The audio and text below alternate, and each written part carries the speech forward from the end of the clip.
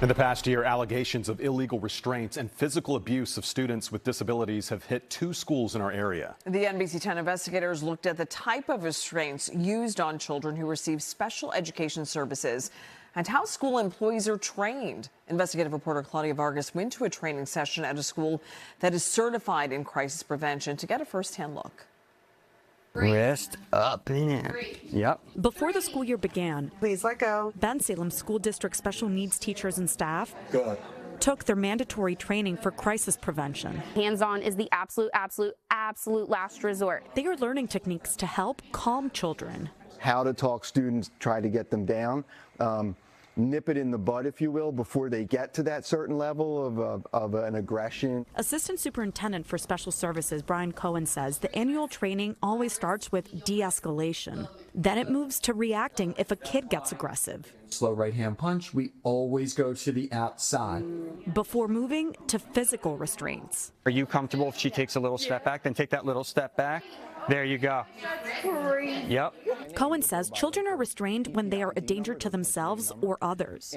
I don't want staff having to put their hands on any kids, but if they do, they need to be appropriately certified. The issue of restraints and proper certifications came up earlier this year at 2 other school districts. Some parents and staff raised concerns to school officials about kids getting restrained at Chester Community Charter School in the city of Chester and Jamison Elementary School in the Central Bucks School District. The charter school complaint led to criminal charges being filed in March against 20 people working at the school. You can see them then using their knee to take the child to the ground. The defendants in that case pleaded not guilty. One of the defendants, the charter school's dean of students, had his case dismissed in July.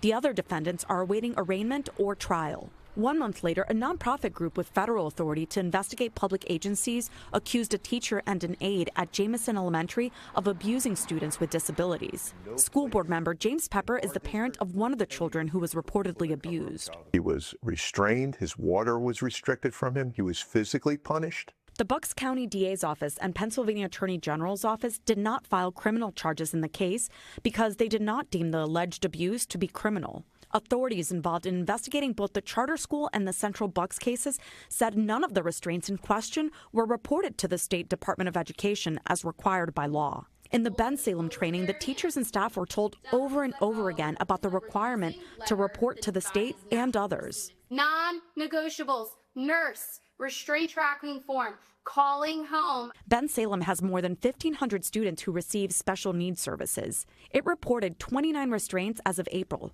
The previous year, the school district reported 39. Some districts in our region with lower populations of students with disabilities than Bensalem had hundreds of restraints from the start of the 2024-25 school year through April. That could be a problem. That's an issue if you're into the hundreds. The State Department of Education monitors the restraints and issues a report each year with the stats. In the 2023-24 school year, more than 19,500 restraints were reported to the state. It's an increase from recent years, but it's lower than in the 2018-19 school year, which had more than 21,000 restraints. We caught up with the Department of Education Secretary Carrie Rowe to ask about the oversight. Anytime we're seeing a restraint period, we're concerned, but certainly wherever numbers would increase, whether it's in a particular school or it's overall in the state, that would be a point of concern for us. The Department of Education could ask a district or school to retrain staff. For the investigators, Claudia Vargas, NBC10 News.